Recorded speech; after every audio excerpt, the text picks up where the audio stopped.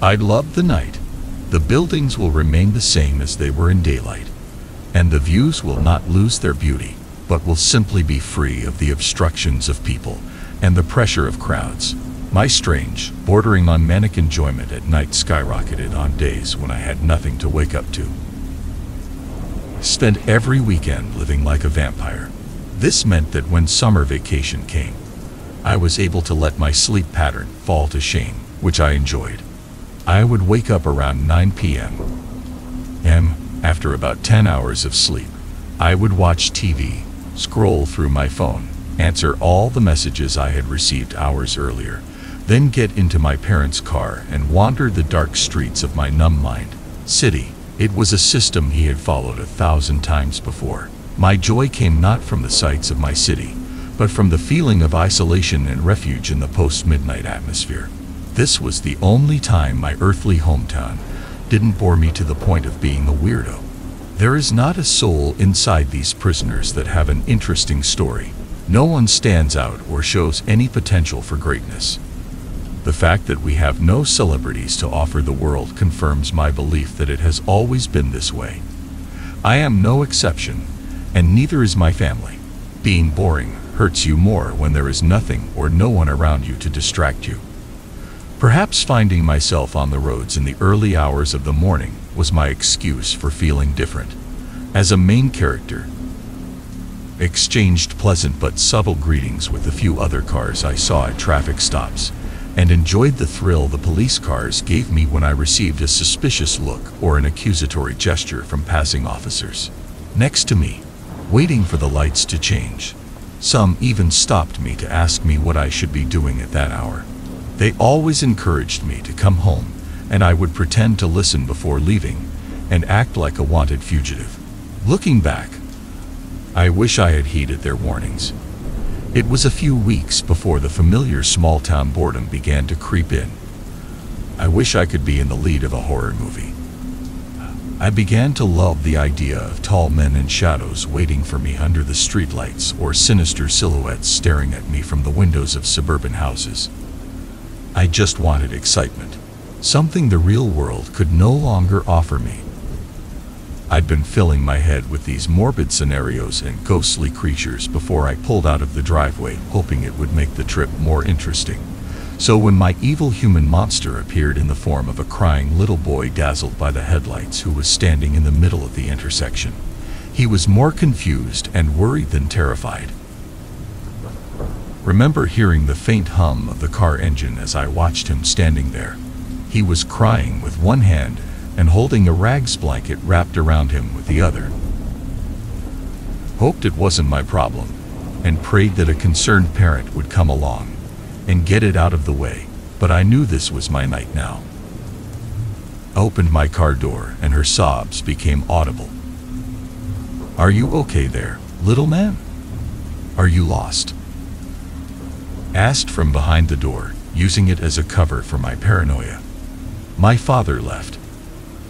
"I can't find him," he cried in response. I was still looking around quickly, unsure if this was some sort of prank or carjacking tactic. "You wanna jump? I can take you to the police station down the street and take you somewhere safe," reassured him as I tried to do the same to myself. The boy slowly raised his arm and reached for me as he headed toward my car. He was a few feet away from me when I started to think about raising my arms to meet him. But before I could read the situation further, the boy's face began flashing blue and red from the approaching lights behind me. The angry roar of a speeding car got closer before the screaming stopped. I turned around and saw two officers jumping out from either side of the police car and pointing their weapons at me. "Stay away from the child and don't even think about touching him." I raised my hands out of fear. "I didn't do anything. I found him here in a second," she started hysterically. An officer walked around the front of the car so he could see his face. His gun was still pointed at me. I watched him take the midnight air into his lungs, ready to scream again, but the aggression in his expression broke and was replaced by a strange look of pain and remorse. She looked at him in confusion as he struggled to spit out his words yet. Completely a look of pure hatred and malice flooded his face. "Now!" shouted the officer. I quickly jumped into the driver's seat and fled the scene. As I was driving away, I noticed in the rearview mirror that the officer's guns were not pointed at me, but at the child.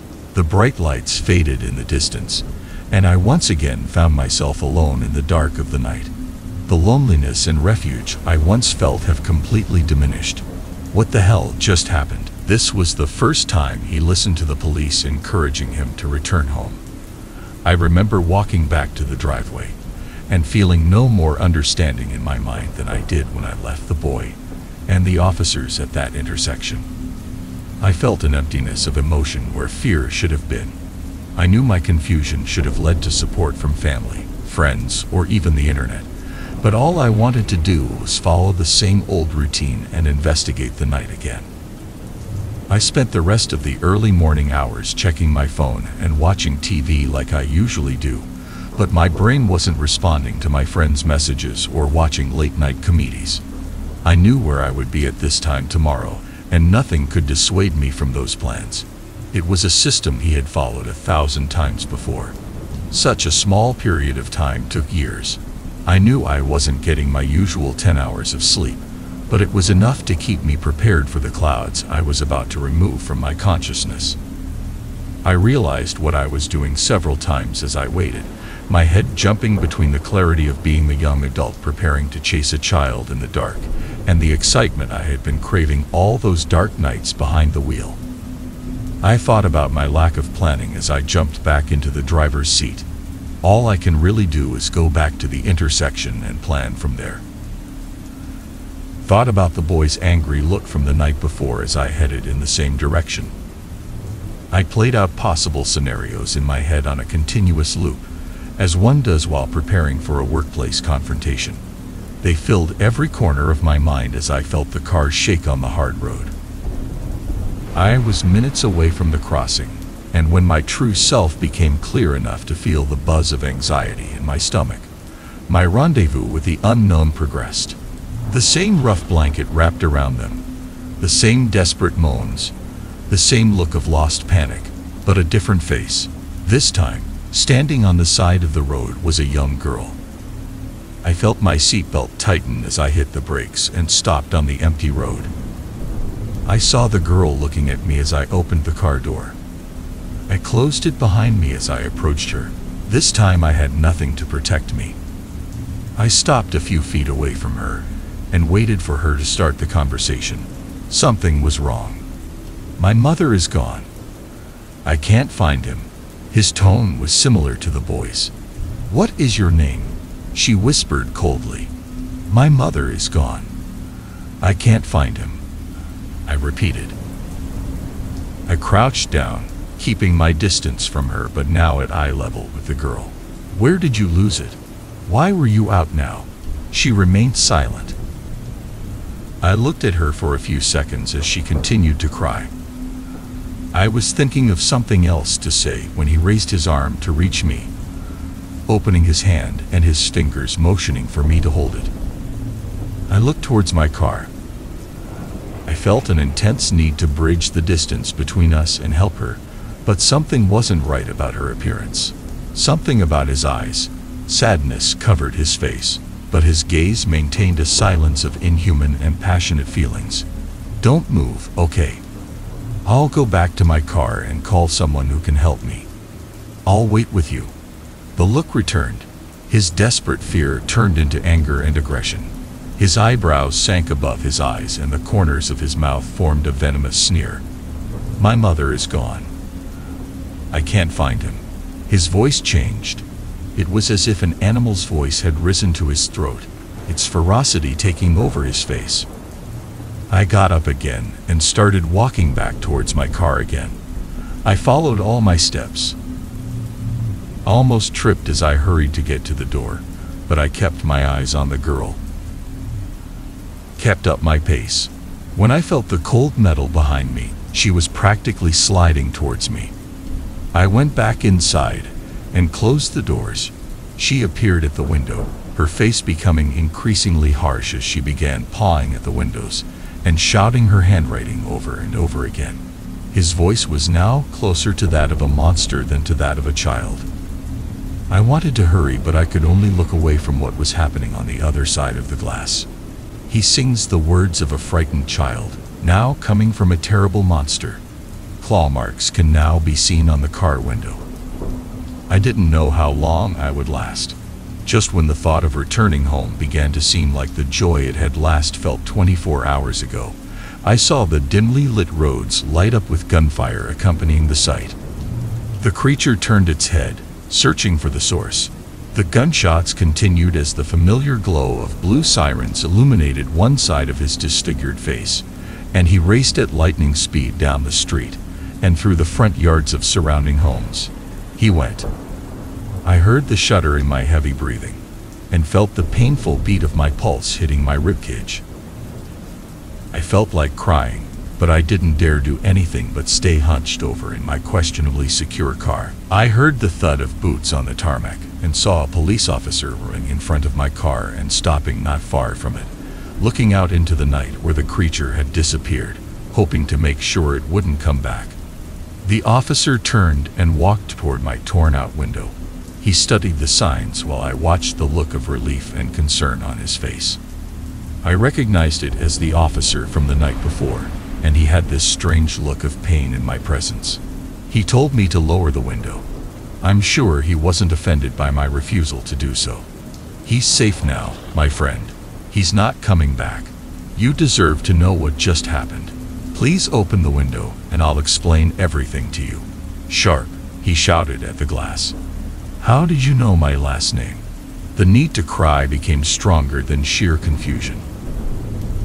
I listened to the officer and rolled down the shattered window. I could see he was trying to suppress the pain he had such a hard time hiding last night. I'm sorry this happened, man. Take this. He handed me a cardboard folder with some papers inside. Go straight home and read it. I wish I could help you. I saw the tears return to the officer's eyes as he patted the roof of my car and turned back to his patrol car. He hurried in front of me and I sat in silence for a second. I stared at the file for a minute. On the front was a white rectangular sticker with the words "Night Criers" written in bold letters. My curiosity was cut short when I realized I was still on the road with the window open. I shook with nervousness as I waited for the window to return to normal, holding the file in my lap as the wheels screeched as they rolled down the road. I must have exceeded all the speed limits to get home. The tears that gathered behind my eyes did not roll down my cheeks. I felt the file, but every few seconds I checked if it was there. I was startled as I slammed on the brakes in the driveway and ran toward the front door. I sat on my bed and opened the file. Inside there were only 2 pieces of paper. The word "illustrated" is inserted in parentheses at the top of both pages. I started reading. Night criers, extremely aggressive and should not be approached without firearms. Bullets appear ineffective, but loud noises cause great distress and cause people to flee. Do not touch under any circumstances. Night criers appear as startled babies, only appearing in the dark between 12 a.m. and 12 noon m. and 3 a.m. p.m. If touched, the night crier will turn its victim into a night cry regressor. Tests show that, coupled with the desperate need to return to the night cry, the victim will forget his or her previous encounters with the night cry and his body will age by about 2 years, allowing him to inadvertently continue the cycle of age decay. When an adult returns to childhood, they go from being a regressor to a night cry. This is the only time the victim is fully aware of the cycle he or she has been through. The victim's only options after becoming a night screamer are to convince another human to make physical contact with them and pass their cycle, allowing them to return to adulthood, or lose their existence in the final stage. Information about the final stage is unknown. Final stage vulnerabilities are unknown. The fate of the final stage is unknown. The life expectancy of the final stage is unknown. End-stage treatments are unknown. The next paragraph had a subtitle, It was the name of my hometown. It was used to house both the night criers and the revenants. The population of 95,362 are all revenants. It was converted in 1995 to keep the courses contained and the night criers away from the unaffected public. Since 2005, the only humans who have been a visual return to the youth of family and friends. Telling the reactionary about his cycle is extremely harmful to his mental health and often causes insanity. Being exposed to an end-stage attack appears to reduce the likelihood of such mental hazards. I looked around my room. I noticed there were no family photos and realized I couldn't remember my parents' first names. He couldn't even remember if he had any brothers. The next piece of paper had my last name at the top, but an unknown address. Officer Sharp, current status, returned. My head became light, and my mouth became dry. Officer Sharp made contact with the night crier on February 4, 2015 during a night shift. By the time he moved into his new home, his age had deteriorated to 25 years after he started working shifts at the age of 45. His wife and 2 children reported him missing. He remains in a home with other returnees at the beginning of the cycle. The evolution of the cycle since the transfer is unknown. He had a wife and 2 children. I had a real family somewhere, but I remembered their names and faces less than those of my new fake family. I was angry, confused, sad, and distraught. These things have taken a lot from me. This city isn't boring, it's fake. That thing I saw, roaring outside my window, that was my destiny. My only alternative was to live my life again as a madman, never believed by the outside world, unable to tell those around me without driving them crazy. I sat on my bed all day and night with this file in my hand. I knew what I was going to do. I knew there were lives to be destroyed, but mine would be the price if I continued down the path I was on. That officer knew me. That's why he couldn't look at me, and because of how bad my condition was. I wasn't going to allow myself to become another one of those creatures so that someone else would be intimidated by my current situation. And now I'm sitting in bed as midnight approaches. I want my life back. I can't live here knowing who I am and what I've become. Once the night was long, I would get back into the car of the man I thought was my father and head back into the darkness, continuing the cycle until I had a chance to be myself again. The car keys are ready in my hand. It's a system I've followed thousands of times before.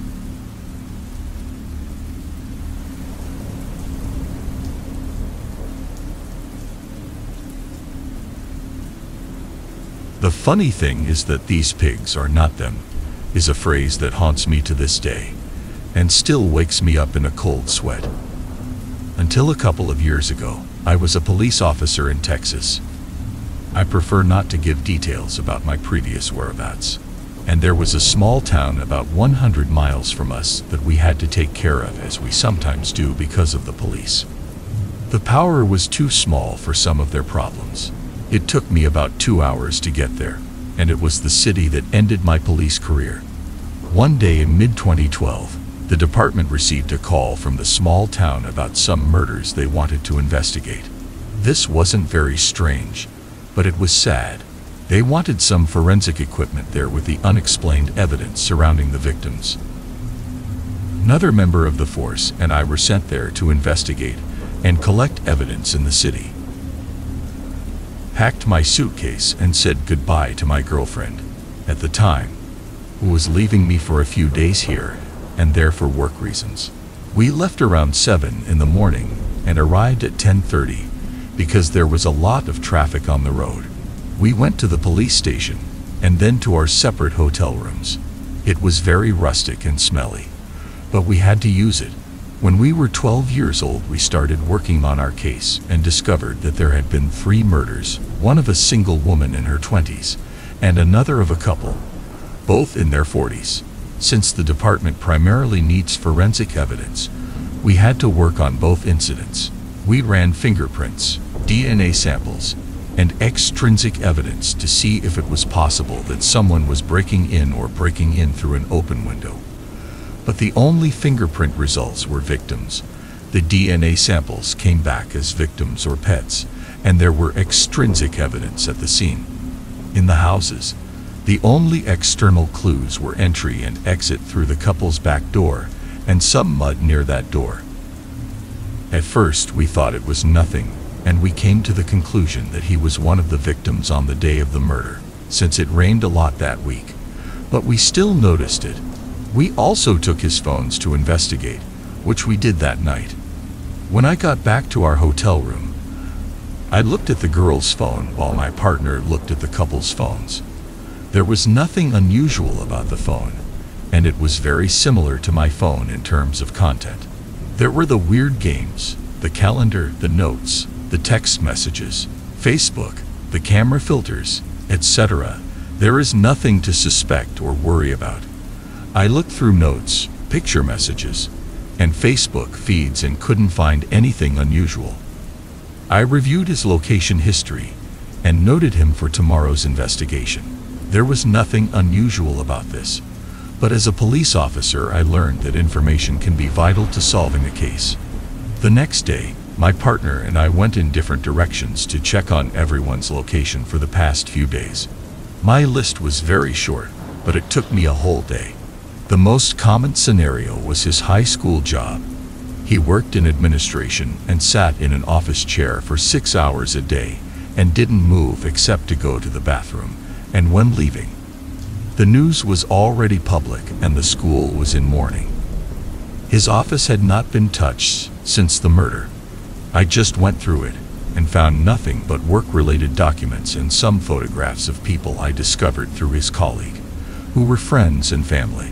The next most common place was the grocery store, where I asked to speak to the manager, only to find out that he didn't know her. We tried to check her purchase history, but discovered that she did not have a store membership card. I requested surveillance footage from the days she was there and saved it to a memory card so I could view it later. The next place was the second to last place I was all week, and it was only once over the weekend.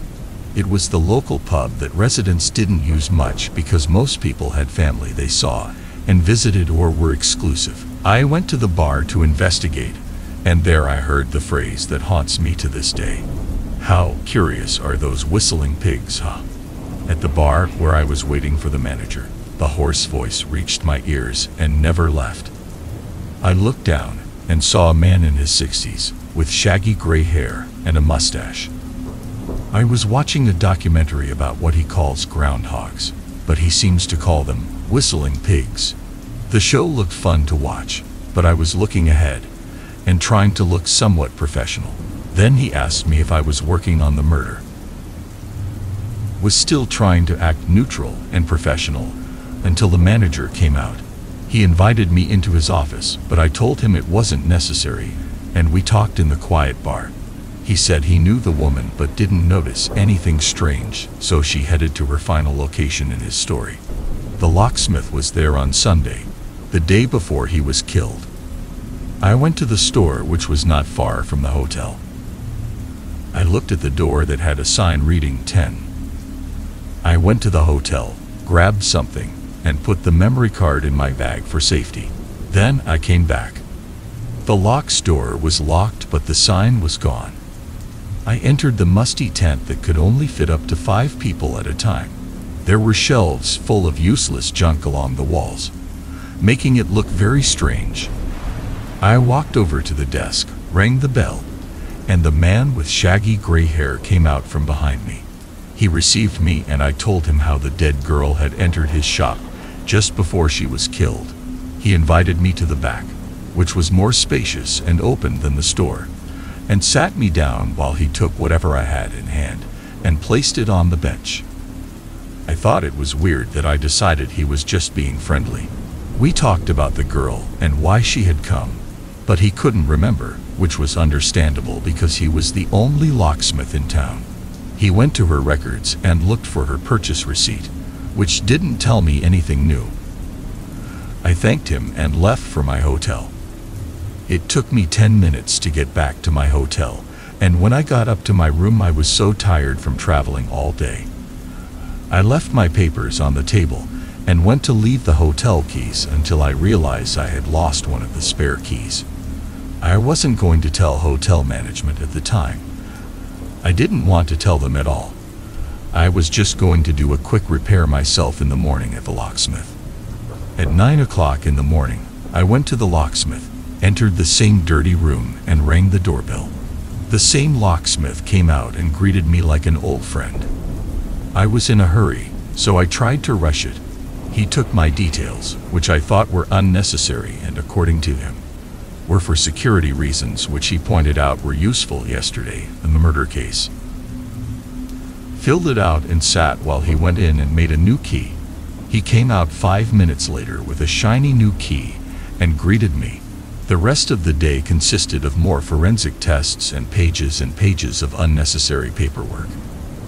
After a long day of work, I went to bed at 9 o'clock, which is early for me. Then I woke up feeling a stabbing pain in my left shoulder, and I saw the locksmith above me with his knife dripping with blood. Threw him on the ground when I knocked him down. Kicked him in the chest, grabbed the knife, and threw him across the room. I turned it off and called my coworker who was across the hall and could easily hear me through the thin walls. Now that the man was rushing towards me, I dodged and tried to stop him. I shouted again with no response. Now he had to act like he had no backup. She grabbed the cutting board and hit him in the head, knocking him unconscious. Turned on the lights to see his bleeding head, found the handcuffs in my hands, and put them on him. While I was unconscious, I went to the local station to tell them we were going to get someone. Before he woke up, I walked into my coworker's room and found the door open and a stab wound all over his chest. Drove an ambulance and took the killer to the station. The court case determined that the locksmith was the killer of the 3 victims and was breaking into people's homes using duplicate keys he made when someone came to him. All he had to do was open the door and there was no evidence of him. He had most of the keys and residence location registered at his store, but he only killed 4 people. He killed the woman because she yelled at her grandson at school. He killed the couple for not paying fees on time. And he tried to kill me and my coworker because we could have arrested him. He was imprisoned for 4 years.